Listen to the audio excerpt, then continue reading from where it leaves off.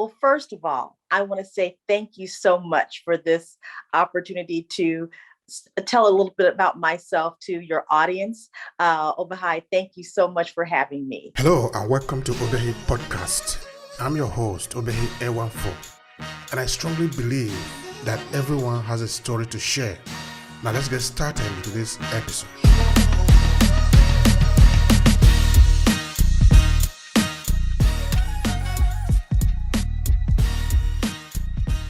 And what I would love for your audience to know is that I am a woman on purpose. I have a passion for helping people to know their worth, their inherent worth, and to choose to live an immensely beautiful life.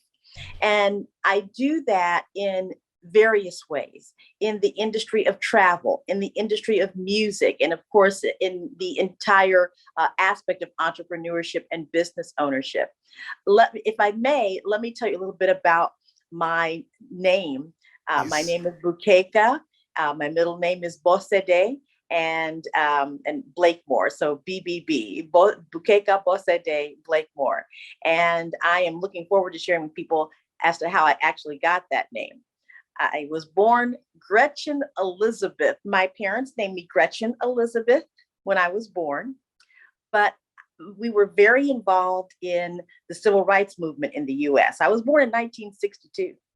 And so that was the height of the civil rights movement in the United States. And as a little girl, I was around people from all over the world, and they had amazing names like Obehi, right? But my name was Gretchen Elizabeth. There were people there that I met from Nigeria, from China, and all of these individuals were working with my parents for African Americans to have civil rights, and they had amazing names. And I thought I wanted to have a name like that. So when I was 6 years old, I asked my parents if I could have an African name, and they were agreeable.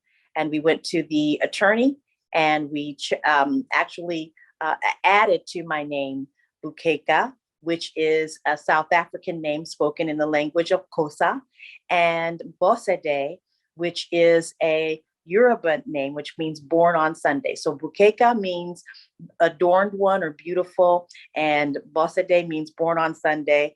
And that is the name that I have been since I was 6 years old.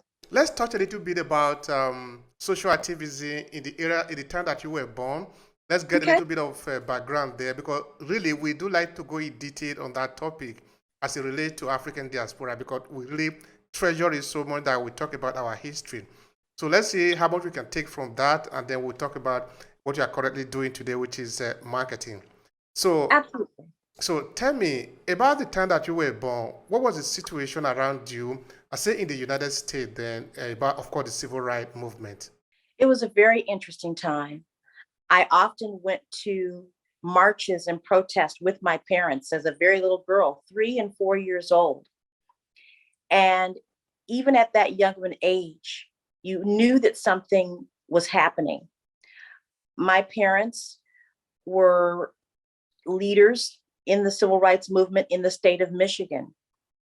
And what the climate it was dangerous. There were times when my father would be in his office, in the civil rights office in Detroit, Michigan, and we lived, maybe about 25 minutes away from his office. And there were times when he couldn't get home because there were riots and protests and tanks in the street. And I remember it being very stressful for my parents, but it was definitely a time where Black people in the US were demanding equality, demanding to have the same rights as other people in the country. And we were on the front lines of that. Now, I wouldn't say that at the time that I was born, it wasn't like what you would see images of, say, Martin Luther King on the streets of Selma. By that time, as I said, my dad was working as a civil rights leader in establishing offices in the state of Michigan. But then again, as a little girl, I can't be so sure that it wasn't somewhat dangerous. Definitely knew that my parents were going through a lot of racism and discrimination. My mother was an amazing woman who worked in city government, and she had to create programs for women and minorities that would enable them to have access to various resources. And she had to do that because we didn't have access. So it was, even as a little girl, you could really tell that there was something going on that was important, and that it was going to impact my life for the greater good. And then as I got older, the more I matured, the more I understood, the more I could see what was going on. It really impacted how I see life as a whole. I can see now that as you were born, in fact, it was already influencing, the climate was already influencing you, leading to you, a young girl of 6 years, decided to change her name to reflect her origin, her identity. Because Yeah. when you make mention of Yoruba, of course, that goes down to that we can trace it, no? But if you just remain like Black America, Black British, okay, that is still a strong identity, but we need to go beyond that to see where you are coming from, because that is also what the Europeans do, no? That they know that they are Americans, yes, but they still know that they are either coming from Germany, they are coming from France, they are coming from Italy, they are coming from Ireland, and they make sure that their story is not cut. They are connecting themselves in a way that their children, their generation, know about their history. So I think this is something to be proud of that you did at 6 years old. So I'm trying to understand now, if you were to put it in 3 or 4 items that you were really demanding, okay, let's say the people were demanding at the time, that is 40 years ago? Yes. Okay, Mm-hmm. 40 years ago. What were these things that they were actually demanding from the system in the civil rights movement? If people listen to some of the final speeches by Martin Luther King, they were about economic empowerment.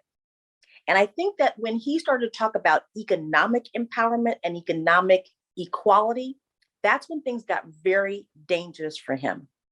So the areas that Black people wanted to have equal rights to was definitely economic empowerment or economic freedom, the ability to live anywhere they wanted to. And that was an issue because there were certain areas where Black people could not live. There was definitely the disguise of, well, you can live anywhere you want to, but once you moved into those neighborhoods, many times you were threatened. Your houses were marred with paint, telling you to, with the N word and telling them to go home. So there was the ability to have access to health care.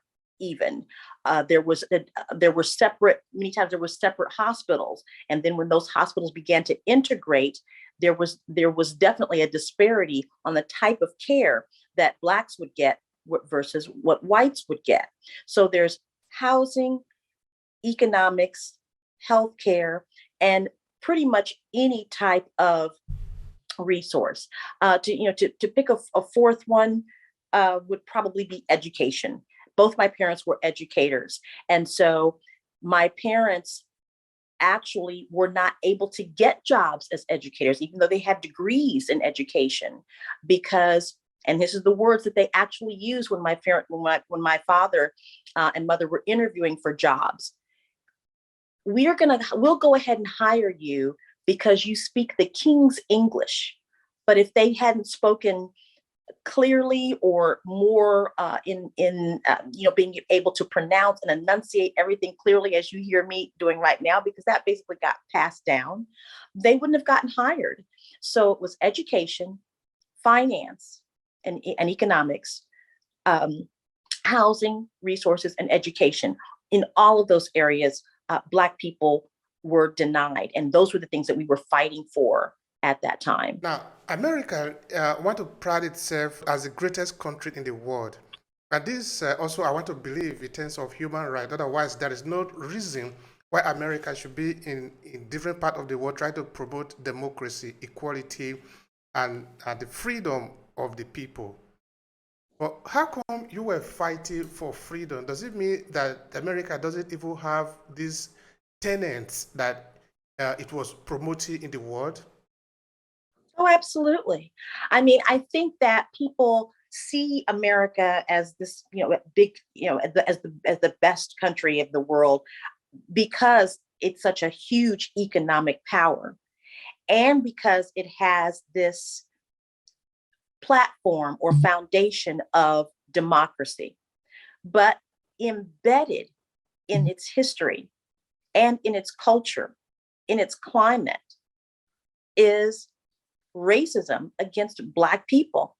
Now, I have a diverse array of friends from all different cultures. So I don't want to say or give the depiction that all white people in the US are racist. Okay, I don't want to say that. But what I will say is that the foundation of this country is built on racism and slavery. And so what we're seeing right now, Obehi, is an unraveling or a re-education of white people when it comes to Black people, period. Black people in America, Black people all around the world. So I think a lot of how that has evolved is because of the last election that we had. And you could see so much that was underneath the surface begin to bubble up. But what has happened is there are now so many white Americans who are saying, you know what, it's not up to Black people to educate me on how to not be racist. As a white individual, I must, they're saying, become educated myself. How am I thinking racist thoughts? Because this is embedded in the foundation of the fabric of America. So how do I now, as a white individual, they're saying to themselves, become a part of the solution as a part of the problem? And they are understanding that has to start with them, not Black people educating them on how not to do it. They have to be able to educate themselves and each other on their own embedded thoughts, biases, and racist thoughts that they really didn't even know that they had consciously. If racism, as we want to understand it, is a system that is well baked into the European system and by extension the American system to help them take advantage of other people. And now we are talking of educating the people, the masses, so that they don't become racist anymore. Are we really sure that that is what is going to happen? I mean, if we take away racism from the American system, is it going to be the America that we know today? No. And that is a very good question, because I don't know if you can really take it out of the system, because you see the foundation of the United States of America is built on racism. Slavery, the institution of slavery has trickled into the whole water of America. So as children grow up, white children grow up, Black children grow up, they are, even to this day, they are still seeing the remnants. So I'll give you a perfect example. Now, my son, who is 30 years old, had very little experience with anyone calling him the N-word, never really had a touch of what it was like to experience racist comments or thoughts or actions towards him like I did when I was a little girl. I had a little girl when I was 5 years old spit in my face and call me a nigger. That's what at 5 years old in kindergarten, that's what happened to me. My son, however, fortunately, never had that problem growing up until the pandemic. And he is a very successful in sales in the automobile industry. And when people were coming in to buy a car from him, there was a gentleman that came straight out and said, I don't do business with brown people. I don't do business with people like you. And that was 2021. So it is, if the aspect of racism and the remnants of slavery that happened over 400 or 500 years ago, okay, were to be extracted from the fabric of the American system, I don't know what that would be like. But I do see that that it is evolving, that people are becoming more cognizant of what that is like for all people. And interestingly enough, Obehi, I think that what we've gone through in the world with the pandemic has certainly heightened the awareness of the disparity still that exists between white Americans and Black Americans. And many white Americans have found it to be abhorrent, that this is not the America that they want to have. And so they're making adjustments individually and collectively. Well, that adjustment is really interesting to make. It is important to make because I look at it as something that we should be able to do as human beings. We need to grow up. We must grow up. Because if you say, for example, that where I am superior to you, so I kill you, that is the logic. What does it mean? It doesn't mean anything, really. Because, okay, you can still shoot a dog because you have a gun. Does it demonstrate really that you are superior to the dog? Okay, now let me make a very clear example. If we want to be really sure of this racial superiority, if we are not yet being able to understand it, that uppity now is really a hoax, it's a joke. Why don't we set an exam? Maybe a child is born, let's put them through the same education, let them grow up, and let them continue to test them regularly, and let them prove at the end of the day if being a European actually means you are superior to somebody coming from an African. I am more than 100% certain that we can never see that proof. On the contrary, what we usually have in the name of racism is that 2 or 3 white men stand up and they beat up a black guy. But that is not racism, that is criminality. Yes. Because let's flip it around. If you make a European or a white person stand and 3 or 2 black men beat that person, they will kill the person. So what does it doesn't explain anything. So I was saying one time that racism actually is nothing more than a justification for criminality. Only that this criminality is committed by the privileged part of the society. So we don't want to call them criminal. So we look for a way to justify their crime. Otherwise, what we call racism cannot be explained other than be criminal act. All right, before I ask you how we have transcended, what have actually changed, because you make an example of your son just now having a different kind of treatment until 2001 compared to your case. Now, help me even understand, in your case, growing up as a young girl, you are a young girl this time, say 20, 25 or 15.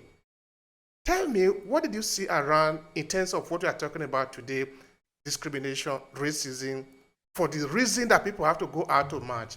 Because it's not like African people, we're just angry. We just want to be angry for nothing. There are reasons why the people are crying. So give me the picture of the time. It's interesting that you picked the age of 15.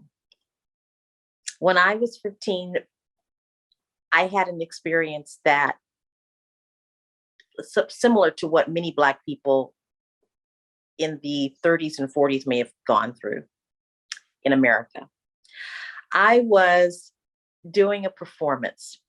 And we had the group of people that I was performing with, we had a wonderful day of filming, and I was doing a play, and it was a musical, and it was actually Goldilocks and the Three Bears, and I was Goldilocks of all people, right?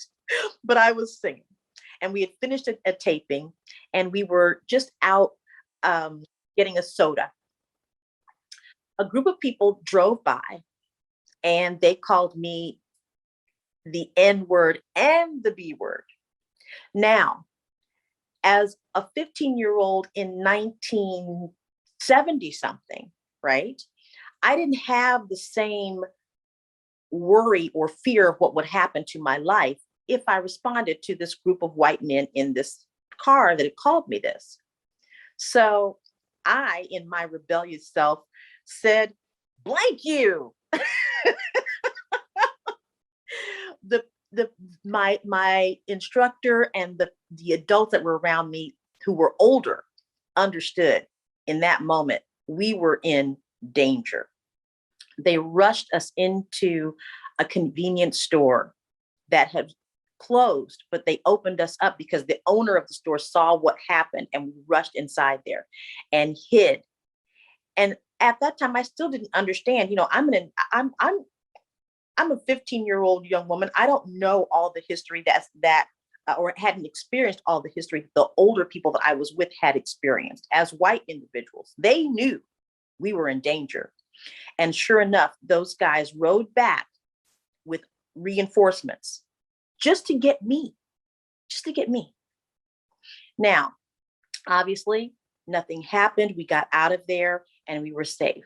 Now, years later, let's move 10 years or 15 years down the road. I'm a young woman now, young mother, and I have a young son who is becoming 7 or 8 years old. I see him running. We're at a store. I see him running through the store, and immediately I have a fear. I have a fear that something might happen to him because of all of the stories that I've heard generationally of what can happen to a Black boy, a Black man that is suspected for something for no reason at all. So generationally, these fears, these unfortunate incidents that happened to my parents and their parents parents before them, right, gets passed down. So what I believe I had to do, I'll just start with me. What I had to do is I had to make a decision. Am I going to live in fear, or am I going to live in faith? Am I going to live in fear, or am I going to live my life the way I want to live it? And what message am I instilling in my son? So that is why I think that he was so surprised when the gentleman that now as a 30-year-old man came into his dealership and treated him that way, because I was able to shield him from that and not step into that fear and be his own man. And because of that, even though he had that experience and it did enlighten him as to the reality of racism, but it also made him understood that he could still be the full blown adult successful male, and that was not going to stop him from being a successful individual in his field. So there is that evolution of how that has taken place. My father, who I'm so grateful is still with me at 86 years old, who was that civil rights leader back in Detroit all those years ago, he is amazed at how my son has been able to know his strength, know his power in the midst of still living in this context of racism. So for my father at 86, he has a sense of hope, which I'm so glad that he is able to see it. It warms my heart that he's able to feel a little bit better, that the work that he did in the 50s and 60s and the sit-ins and so forth and risking his life has now birthed this grandson of his who is confident and able to walk into any room knowing his power and his ability to succeed. This is a little bit funny, the question. Why did the march stop? Did the people that were marching for civil rights got what they wanted? Or were they tired? Or were they threatened? Or were they offered something that made the march to stop at the time? Such a good question. Some of you may be familiar with the work of Marianne Williamson. She is the author of several books, and actually Nelson Mandela quoted her with the quote of we're and I apologize, I'm not able to quote it exactly, but that our greatest fear is that we will be is to have the success that we are built to have. Not that we are fearful of not having it, but fearful of having it. And I apologize for not having the quote exactly. But one of the things that she mentioned in one of her books is that the U.S. had so much trauma with the assassination of Malcolm X, the assassination of both John F. Kennedy and Bobby Kennedy, the assassination of Martin Luther King. I think what happened is that it struck such a blow to the psyche of the civil rights movement that we stopped marching. But the other thing is, and again, we're in America, we're in the greatest country in the world, right? You get that whole disguise of, well, we're equal now. We have equal access. We're gonna put some programs in place, and we're going to put some welfare programs in place, and we're going to allow a few people gradually make it up the ladder. There's little successes that are happening here and there, and I think that we just became comfortable. They made it so that we just were comfortable enough to not continue to fight. But as you notice, that same type of the marches, the protest, then began to linger out and extend into different segments of individuals in the United States that have been disenfranchised, like women. So then you see the women's marches, no matter, depending on how people feel about this, but there is the aspect of same sex and sexual identity. Those individuals began to say, hey, we want equal rights too. We want to have the ability to do this and that. And all of those different movements sprung forth and how they operated from how Black people basically protested from the civil rights movement. And so I think that that what Black people began to do is to just try to survive, just try to work within the system, individually fighting those battles, pushing the boundaries, women pushing the boundaries, Black women pushing the boundaries, making the courts live up to the laws that are laws of the land, and making corporations do the right thing. So now, as we evolve, and that's one thing my father has always taught me, evolution does take place. And so what's happened is we're still seeing an evolution. We might not be marching anymore, but we are still pushing the boundaries and making corporate, the institution of America wake up and notice that when you actually do embrace all of the society that is comprising of the United States of America, you are going to be a good country. You are going to be an institution that people look up to because you're actually doing the right thing. You're not just a great country because you happen to have a world economic power. You're a good country because you are making shifts and adjustments to make sure that the people within your country are able to succeed, thrive, and have that pursuit of happiness. Thank you very much for that. Is very important. All right. Now, when you were explaining, you made mention of something that I think is worth reflecting on, which is that now other movement came up, no? We sort of come to replace the civil rights movement, something like gay rights and things like that. Now, it's just a curiosity. Is it possible that somehow somebody have redefined the objective and make it appear that that is what we need to fight for instead of the civil right? That it is not necessarily the equality for all in terms of we want the African American to have the same right like the European America or those who want to call themselves the re-Americans. Instead, let's fight for the equality of sex, or those who have chosen to change their sex. That is the objective now.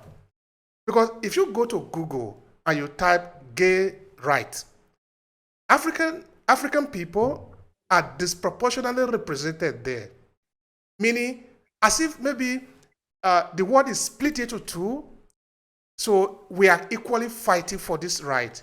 I'm not saying that Africans do not have the right to fight for gay rights and things like that, but what I'm afraid of is maybe somebody is taking away the real objective here, that what we were fighting for was actually the right to be like every other person in this world and exist in a society that is equal for all. Not necessarily who you need to go to bed with. Who you need to go to bed with and the sense of you want to have it's your right. I believe it is your right to do that. But let's not use that one to overshadow the fact that African Americans need to be treated with his dignity. So it was just my reflection. What do you want to say about that? Well, what I believe is that these different people who are disenfranchised in some way in the United States of America have found that the model of the civil rights movement was so impactful that they followed that model for their own causes. Now, if you go, let's go back to also the women's movement, because the women's suffrage movement was really the one in the United States that launched a lot of those protests. Now, for various reasons, the women's movement was kind of pushed back.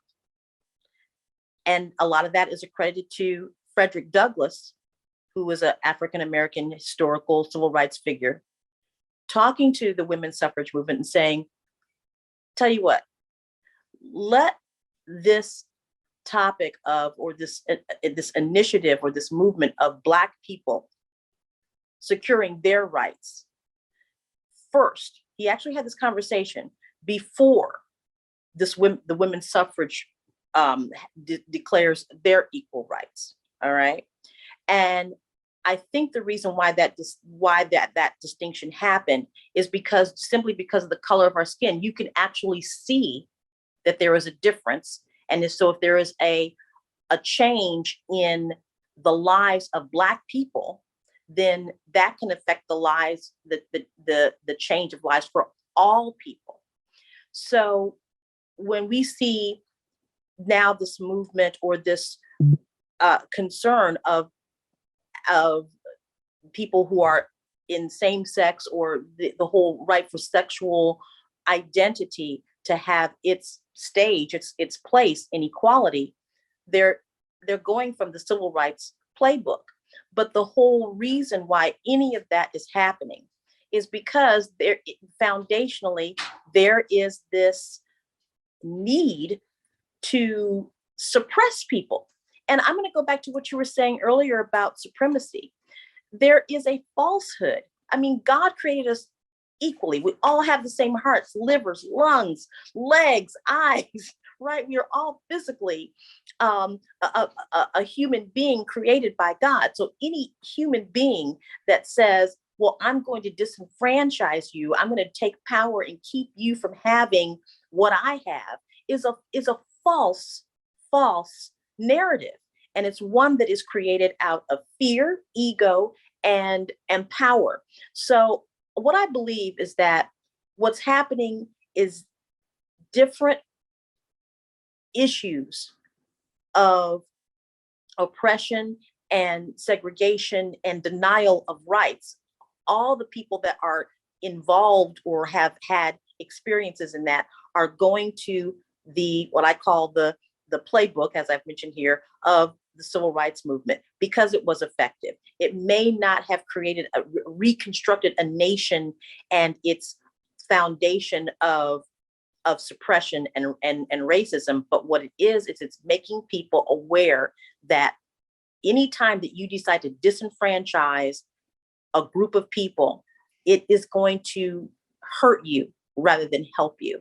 So I don't know if I think that answered your question. I hope it did, but Thank you very much for that. I'm going to ask you for a reflection again, always okay. on this topic, Mm-hmm. because what really I'm worried about is that uh, the objective need to be very clear of what we want, Yeah. because a lot of people lost their life. Now, let me put the question to you like this. Okay. Say maybe you are the one who is fighting for equal right in terms of same sex in America. You have this option of choosing this one or choosing the equality of the treatment of African American, irrespective of your gender or your sex. Which one would you prove? Before you respond to that, I want you to pay attention to the movement of Marcus Garvey.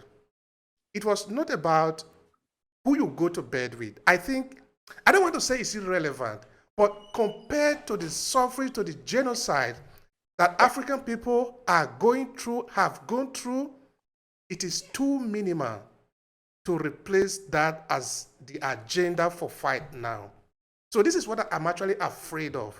I see That what you're saying. perhaps somebody is giving us an objective to fight for, whereas we already know what we are fighting for.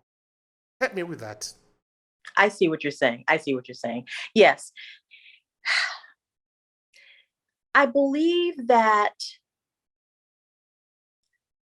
when we're kind of weighing which is more significant, is it the horrible enslavement of Black people, the horrible treatment of Black people, the killing of Black men, all the way back to Emmett Till as a 14-year-old who was murdered, drugged through the streets, sunk into the sand of the river, to most recent of the Michael Browns, of the of those individuals, those Black men who have been killed by white police officers, and fighting for something like that versus the right to sleep with or marry whom you want, where you really are not seeing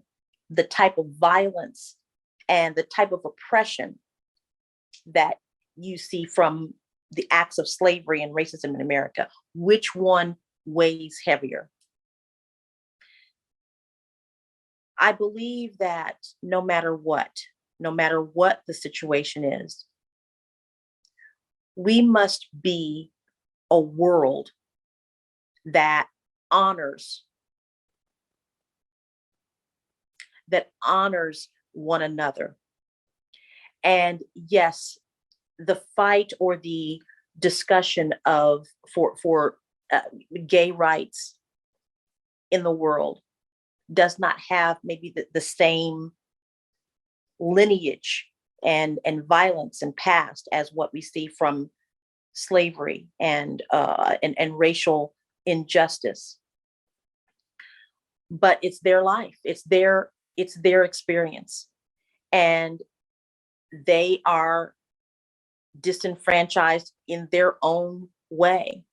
So I don't want to discredit their desire to have the life that they want to live. If they want to get married, if they want to have children, adopt children, have two fathers, two mothers, that type of thing. I don't want to make their journey any less significant for their life. But what I will say is that they should also acknowledge the fact that because Black people in the United States set a precedent for how to demand and exercise their rights to have access, resources on an equal plane, then that is an important conversation.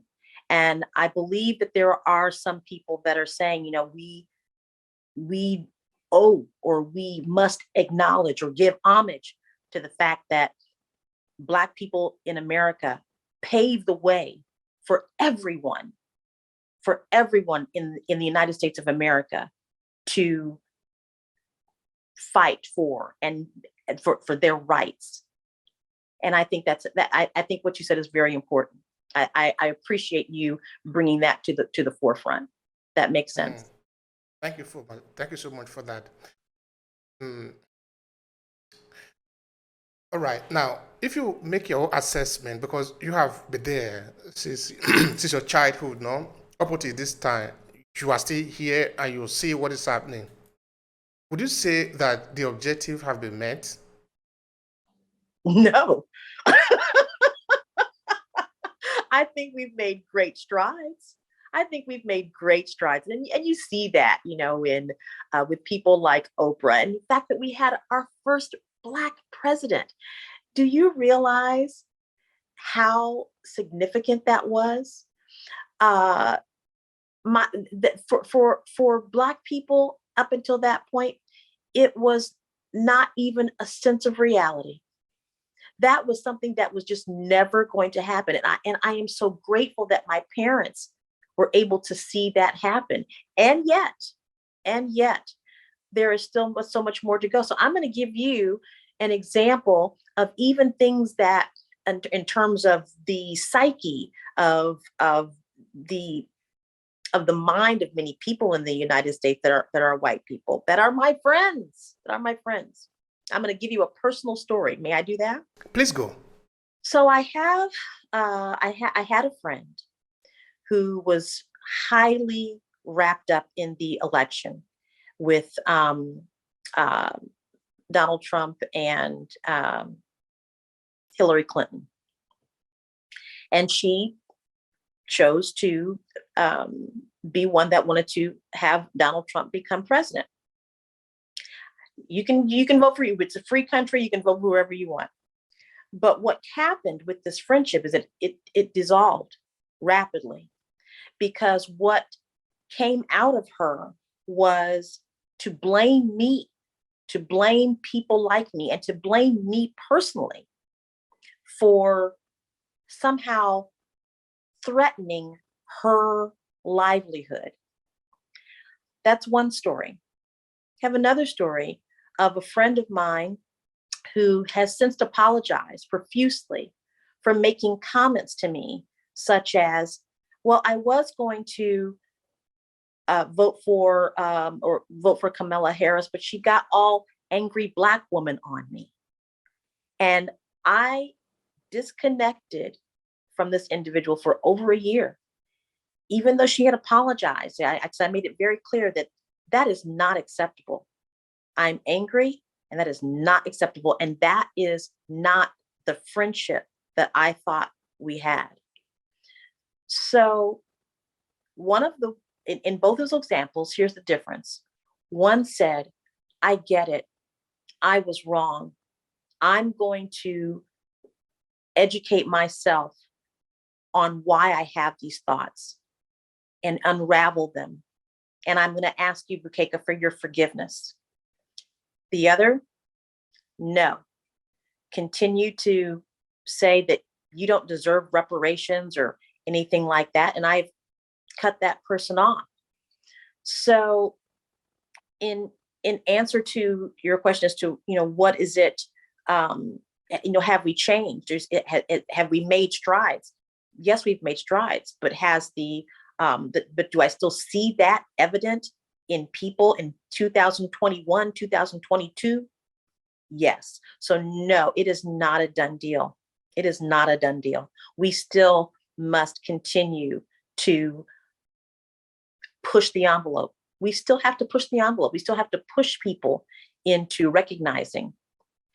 A few years back, I made a speech at a political gathering, and these were Democrats. So the more liberal, the more open thinking, you would think. But when I made the comment, Democrats, there are plenty of Democrats in the United States that aren't any different than the Republicans, because you're both thinking in terms of racist, biased views. And at the end of it, a woman came up to me and said, do we really have to talk about racism? Do we really have to talk about slavery? Can't we just all get along? No, we must talk about this. You're not going to just sweep this underneath the rug and forget about it. You are a Democrat, a liberal, but yet you still have some of the same thinking that your people that you're voting against. So no, we still have to push the envelope, sir. We still got to keep it going. That is really interesting. It's an interesting question, and I'm sure you give the right answer. It's like telling the Jews, why do we keep on talking about the genocide? It's many years now. Why don't you just forget about it? Right. Why do the Christians keep talking about Jesus being killed on the cross? It's thousands of years, no? Why? Just thinking. And if we were to really think, no, I think that it is good that we celebrate Obama becoming the first person of Black or of Africa becoming the president of the United States. But to the white America, this is what we must tell them. This is a bird flying. Birds were made to fly. It is nothing extraordinary if this is what America have achieved as a country that boasts of being the promoter of independence and civil rights and freedom in the world. Because in this country, everybody should be equal. Yes. If you cannot do that, you lack the moral right to go to Iraq or in Afghanistan and be talking about democracy. Exactly. This is a common sense. I agree. All right. Should we maybe now, this is 2022, should we maybe have a different strategy of asking for the same old thing that people have been asking for hundreds of years? Just treat human being like human being. Because America is still not a free society. It's still slaveholders. It still holds slaves. So we need them to free the slave. I'm going to go back to Martin Luther King, and I'm going to start with economics because money talks, right? So what I am encouraging African Americans to do is to get themselves economically on sure footing. Now we're in an economic system that is quickly evolving and changing globally, right? But we as Black people in America must start to be very astute about that, because there is power in money. There is power in money. And where we put our economic dollars, that makes a difference. And that's one thing that we saw with the election of Obama. When that happened, Black people felt more empowered, not just by skin color, but by economics. So I would encourage Black people in America to become more economically sure-footed. Stop doing the things that of wasting our money on things that are not going to move our generation, our next generation, into a more profitable and financially empowered and generationally empowered mode, right? Because when you do that, then you can start to talk globally. then you're not just relying on the United States government to give you rights. You are empowering yourself and other people to move it stronger economically. So get your credit together. Push the envelope. When you find people or institutions are not treating you fairly economically for getting loans or things of that nature, push the envelope. Push the envelope. Ask them why. What is the situation as to why I'm not getting this loan and somebody else is? Okay, so that's what I think. That when Black people begin to empower themselves economically, there's going to be a shift, and we're seeing that already. Thank you so much for that. I appreciate that. That is where we conclude the first part. Now we move to the second part, which has to do with the economies, because that is very important. Yes. Now, can you tell me, what do you do within the area of marketing? This is a full episode of its own now. Right. Well, here, I'm a very eclectic entrepreneur. My desire is to impact myself economically by doing the things that I love. So when I first began my career, and not just having a job, but my career, it's as a singer, songwriter, and recording artist, right? And so I make sure that I am marketing my music. So from that perspective, you've got to let people know what you do. And I think that that's what people get really hung up on, is the ability or the desire to say, to tell the world, this is what I do. And it's so good, you should take a look, purchase from me, or do the same thing I'm doing. So from a marketing perspective, you have to be able to be willing to let people know what it is you do, no matter what that is. So as a singer, the way that I do that is I record, I package, and I introduce to the world what it is what my music is all about. I am also a travel professional. So I use my industry of travel to help me market my industry of music by traveling the world, letting people hear me sing, buy my music, and participate in what I do as a vocalist through the industry of travel as well.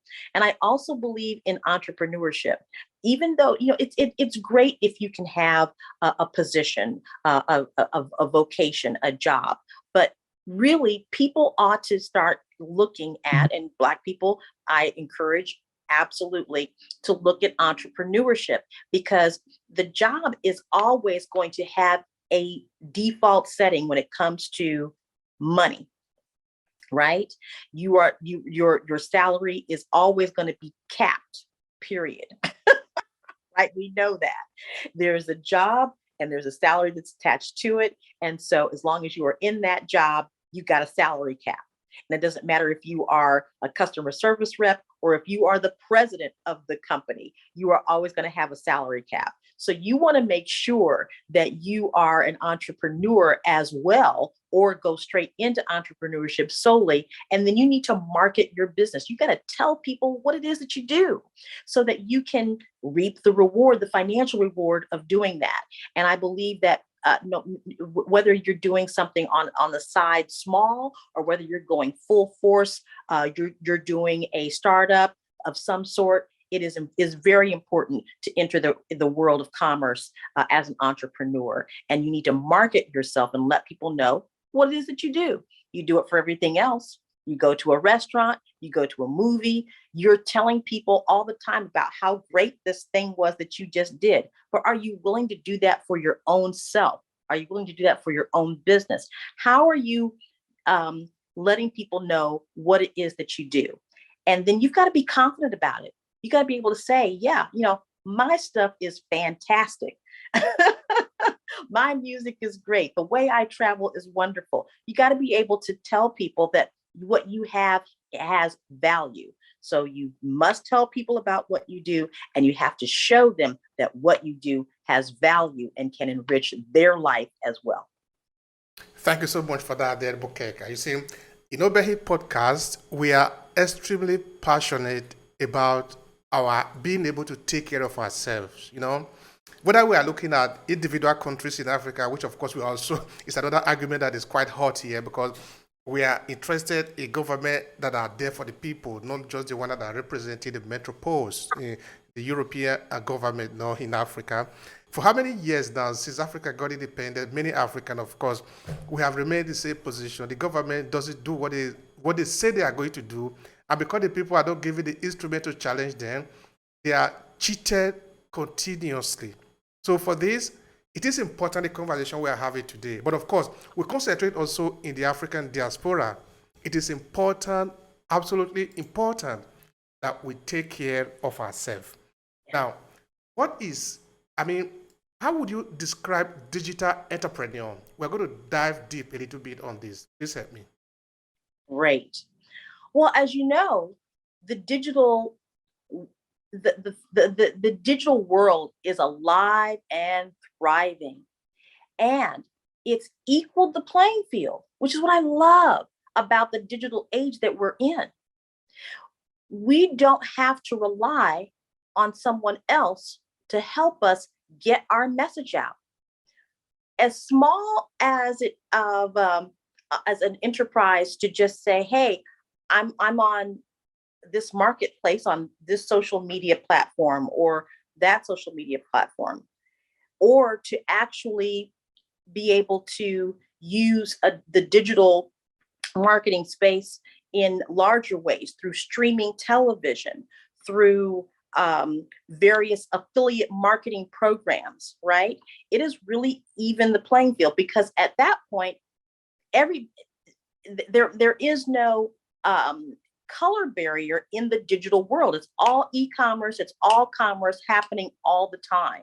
So I believe that digital marketing is very important for people to understand and to dive into.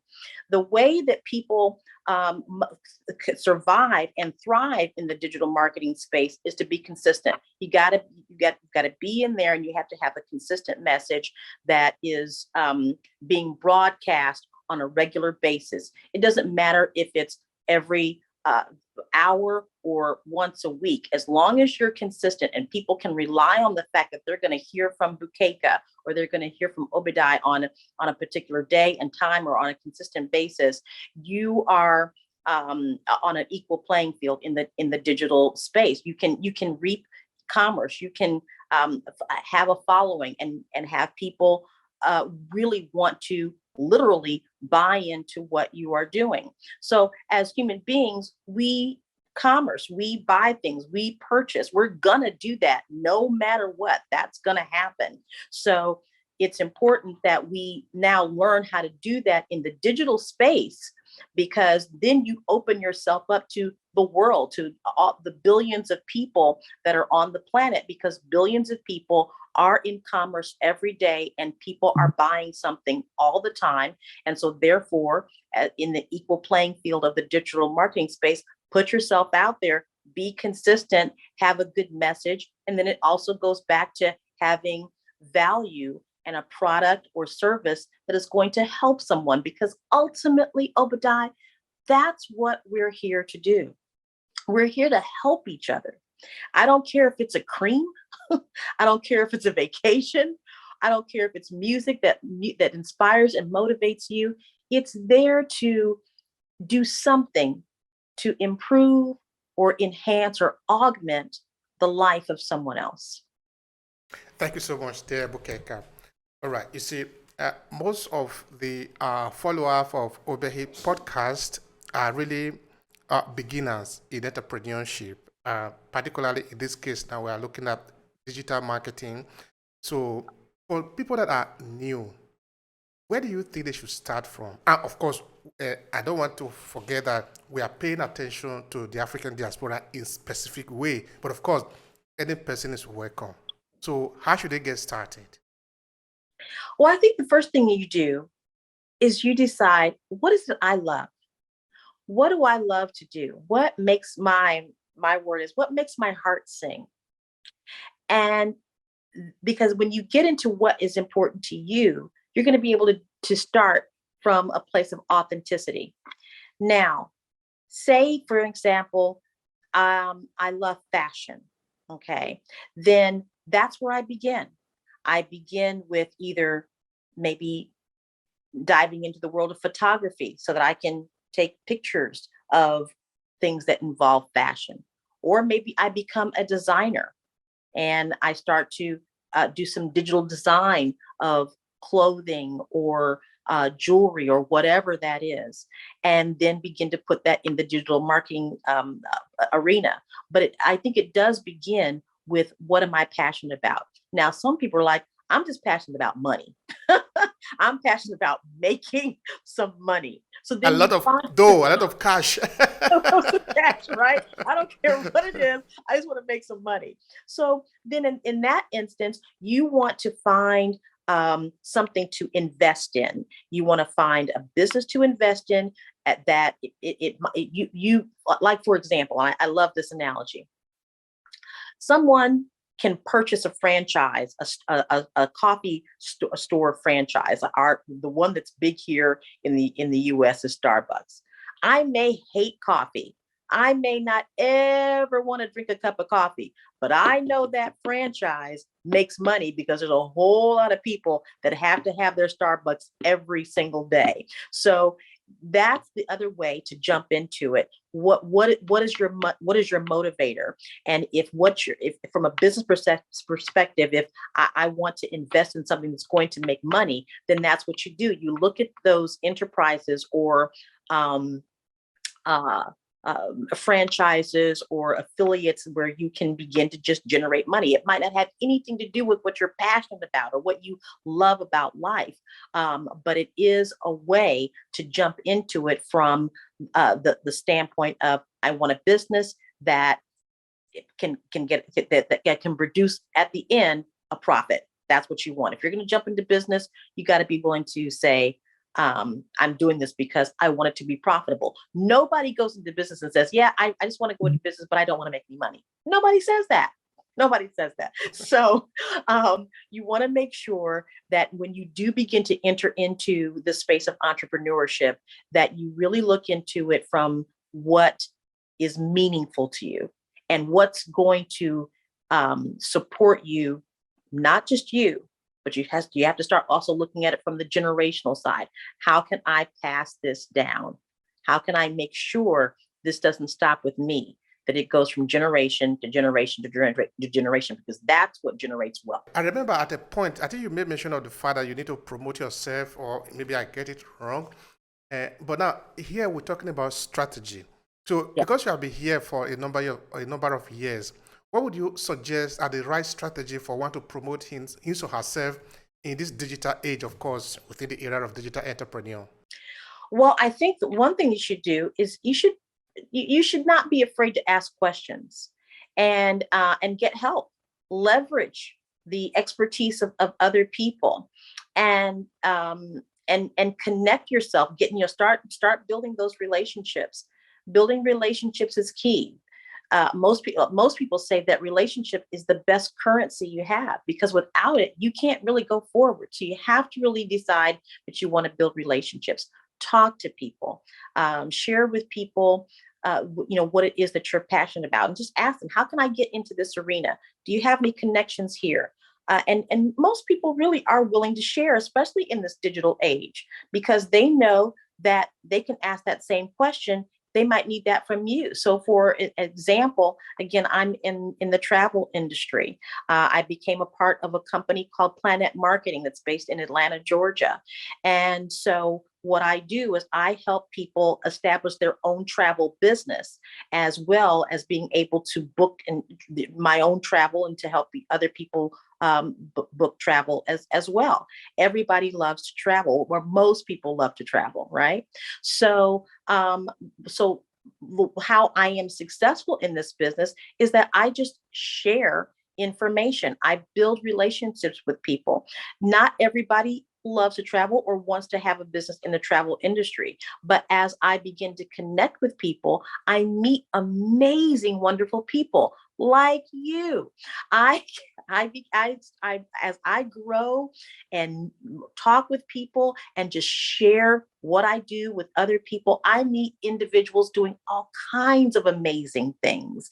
And it might not have anything to do with the travel industry, but it simply allows me to connect with individuals. So we'll just use this experience as a prime example. You and I connected with a friend that lives in Ireland.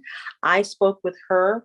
She did a podcast of my own called Worthy of Wonderful. We spoke about her what she does as a life coach, and from that she introduced me to you. And what am I able to do with you? Because you are an individual that has a platform to help people share their business and their commerce. Now I'm able to spread that message to a completely brand new audience. Someone in your audience may say, I'd like to talk to Bukeka. And therefore it goes from there. I help someone, they begin their own journey of entrepreneurship. So it's really about building relationships, not being afraid to talk to people, to ask questions. And you're doing that for your knowledge, for your ability to grow and learn about how to enter and be a more successful entrepreneur. So if you're going to be in business, you can still be that quiet, introverted person. When you go home, you don't have to get on the phone and network with everybody. You don't have to have a gregarious personality, as some people say that I have. But you, but if you're going to be, if you understand that it's important for you as an individual to be able to have streams of income or additional revenue, and it is. I mean, it just simply is. In this day and age, people need to diversify in how they have revenue streams. I don't care if you don't want to talk to a soul. If economics and revenue is important for your ability to thrive, then just step out there, get out of your comfort zone and just talk to people and build relationships. And you will also find out that that is the greatest resources that you have, because people are the one who are going to buy from you, irrespective of what you are offering. Because you cannot produce it and consume it yourself. Otherwise, that is not business. If it is business, you must be helping somebody who is paying you for your service. So, Yeah. common sense. All right. Now, Bukeka, you, talking of diversity or diversification, you also do event marketing. Yeah, And I want to believe some people don't even know what that means. Can you please help us understand, explain it? absolutely. So event marketing is basically helping people to see what you do from an event perspective, right? So, and that's exactly, what I love to do. I love to say, hey, come to this event. So in event marketing, it's not just based on a product, it's based on an experience. It's based on an experience. So what you're doing is is if people, when people see you they're coming to one event and you're providing something that is helpful and enriching and inspiring and motivating. What they want to do is they want to come to event to event to event to event. So as a speaker and singer and songwriter, that's a very important aspect of my business is to help people to see that the events that I'm having is enriching your life and can enrich other lives as well. It also, and this is very important in today's messaging and how we connect, it builds community. Event marketing builds community, and people want to belong. That's just an inherent nature of us. Yes, sometimes we want to be by ourselves, but essentially we have to understand that our ability to thrive comes from also being connected with other people in community. So I love event marketing because it really is the basis of building community. And when you're doing so, you can also really stress your brand. That's very important. Event marketing is directly tied to your brand. So my brand with Worthy of Wonderful is a great brand. First of all, we've got WOW. Wow. Right? That's lovely. I am worthy of wonderful, right? So therefore, people want to feel worthy and they want to have wonderful experiences. So the events that I create are worthy of wonderful retreats, worthy of wonderful the show, which is aired on my own streaming channel that I have with my husband called Fave Unite TV, FAVUNITE TV. So I have my brand of Worthy and Wonderful, which goes on to Fave Unite TV, and now I can create live events anywhere in the world because I am in the travel industry. So event marketing is really exciting, and it is a way in which authors, coaches, and many people who are in the industry of connecting with large audiences builds their brand through event marketing. That's lovely. That's really very interesting. But I don't think I heard how you make money from it. I think people are interested in that. They will ask me if I don't ask you. So how do you make money through event marketing? Well, sales of ticket sales. Basically, Eventbrite is one that is a space for event marketing, and people we've transferred because of the pandemic of event marketing from being in a brick and mortar stage to here we are in a virtual world, still event marketing. So people are going to master classes. That's a part of event marketing. A master class is an event for which you charge people to be a part of your master class. Mastermind groups often work in that event marketing space. Mastermind groups are basically those people that bring like-minded individuals together, but there is a subscription fee to be a part of each one of those events that take place. So basically, it's a individual ticket sales that actually build up the revenue in the event marketing space. But then you have that auxiliary income that comes as well from your books, from your merchandise, your cups, your pins, your t-shirts, all of those types of things that get that are connected with the event itself. All right. Now, for somebody that is just starting, I'll say maybe, for example, I'm in Italy here. A woman who have come to join her family here, she probably have been doing something in her country, say maybe Congo or Sri Lanka or Nigeria or South Africa. And now she cannot really do anything serious now because she can only do maybe cleaning in Italy, looking at the Italian case, for example. And now you are telling this woman she can do something, digital marketing, because we are living in the digital world. So what would you consider as a fundamental basis that this woman must know in order to excel in digital marketing?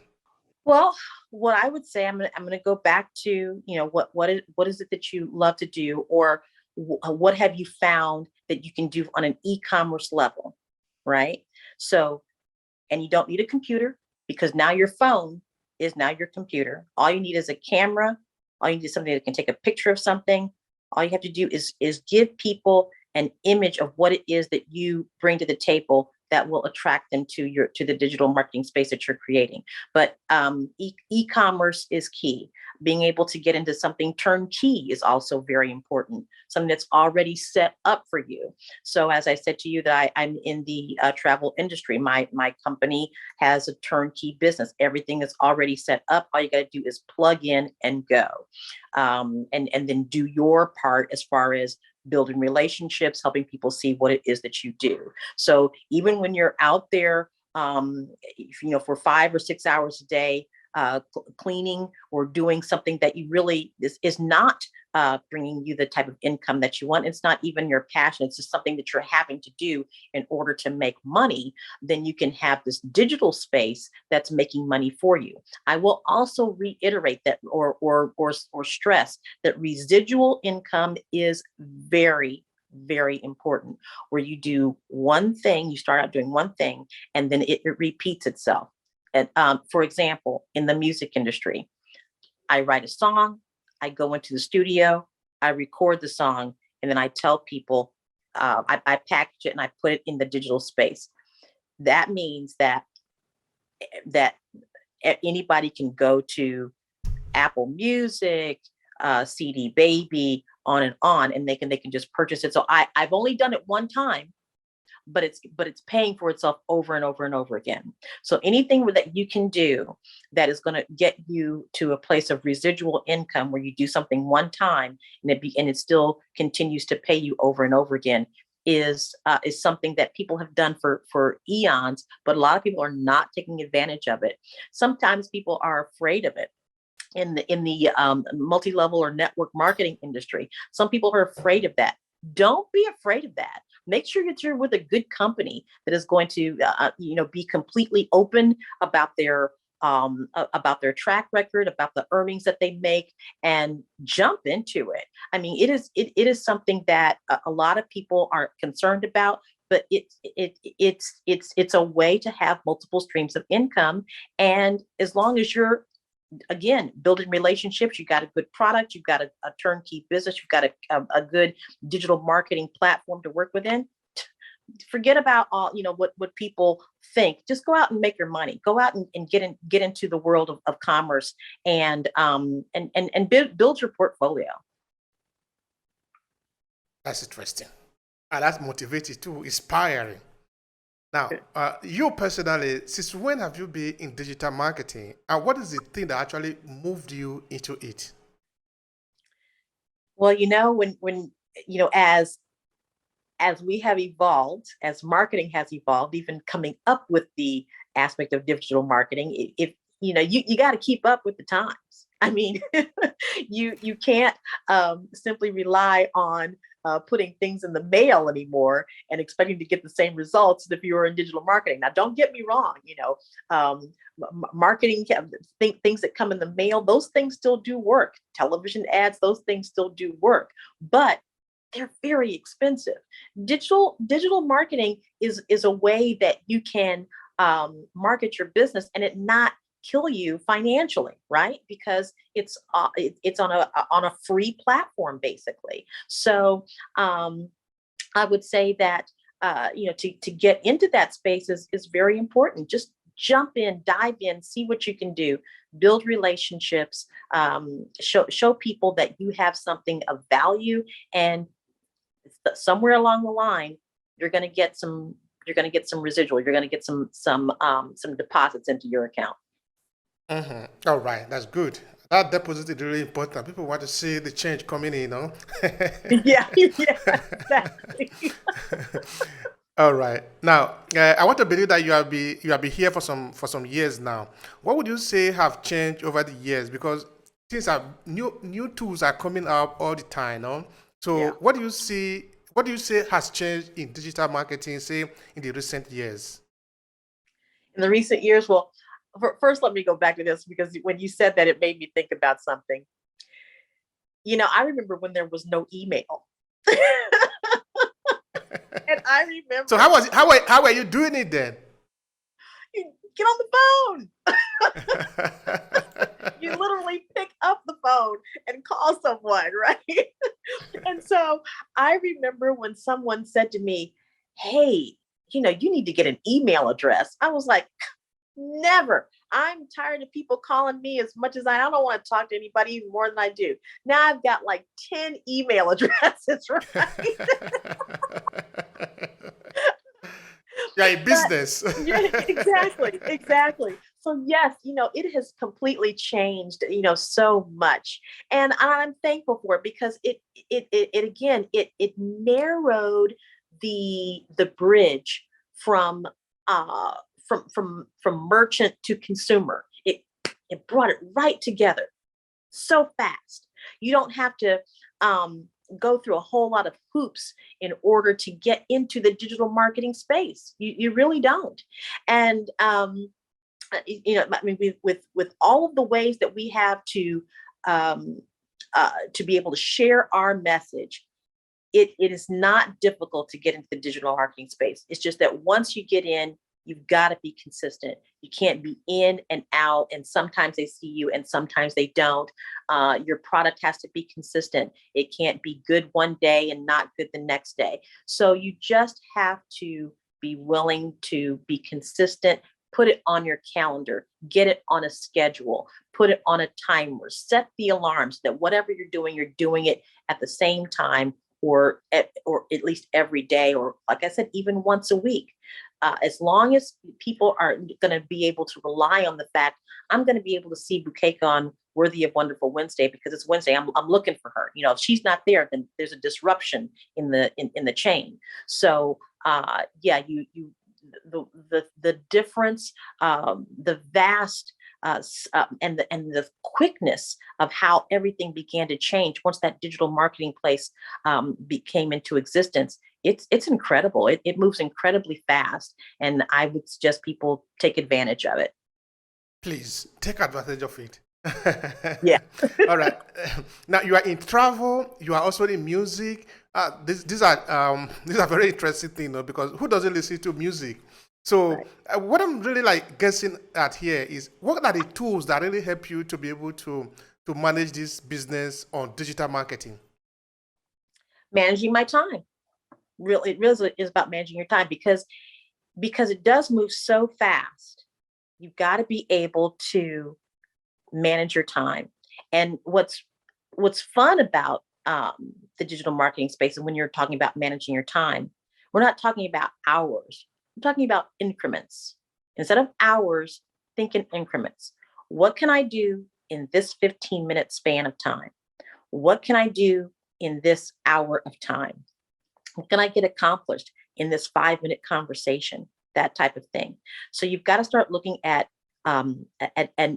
what you can get done in small chunks, because we're busy, right?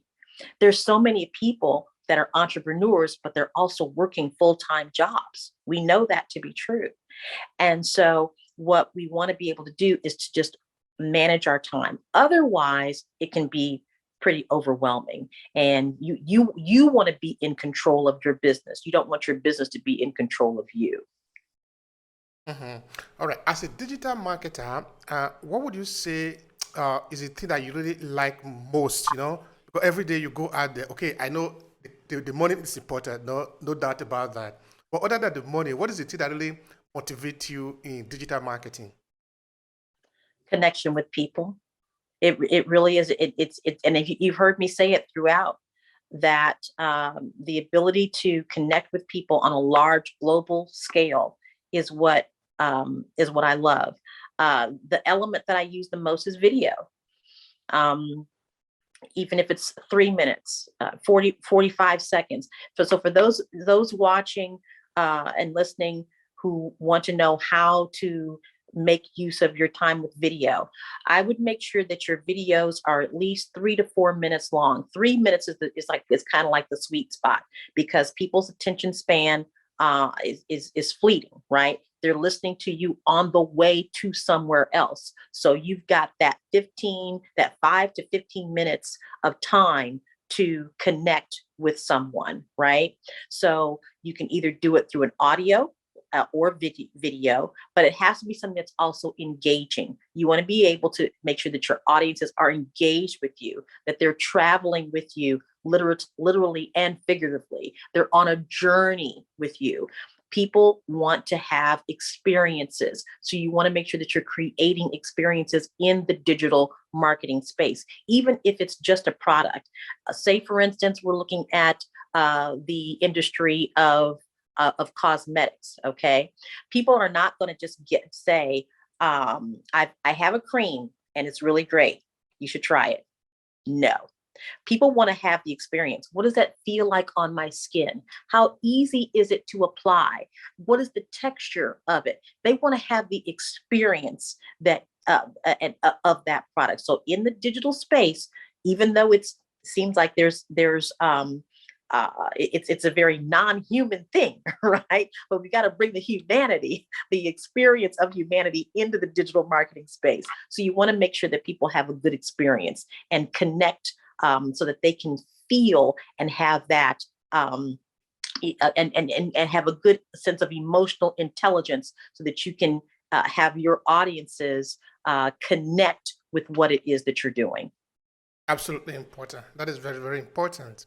All right, now we have gotten to the point where we usually allow our guests to advertise themselves because we know that your time is important. So there are people out there who want to connect with you. Do you have any offer? You have books, you have courses, you have training program, whatever is it that you want to say to the people, go ahead and promote it, please. Oh, thank you so much. Well, I'm really excited because I would love for your audiences to go to bukekastyle.com. That's BUKEKASTYLE.com, bukekastyle.com. And on that website, you're going to find the following. You're going to find information about women's empowerment, master classes, and ways to get coaching that's going to help you in your business. You're going to learn on that website about the business that I have in the travel industry as a travel professional, how you can have your own travel business and help other people start their business in the travel industry. And of course, the ability to travel as a travel professional. And you're also going to hear about information that is involving media on Fave Unite TV. And folks, we're looking for content, and we are particularly looking for content that's international. So we're inviting you to go to faveunitetv.com, and what you're going to see is our women around the world who are empowering other women around the world. But we also want to expand that content with film and videos and music and so forth. So we're a startup in that event, or in the streaming world of TV. And so we invite you to check us out. And if you're wanting to have your platform on Fave Unite TV, we would love to see you. But one of the things that I'm also really excited about is I am with Kansas City is a UNESCO City of Music, and UNESCO stands for United Nations Education, Science, Culture Organizations.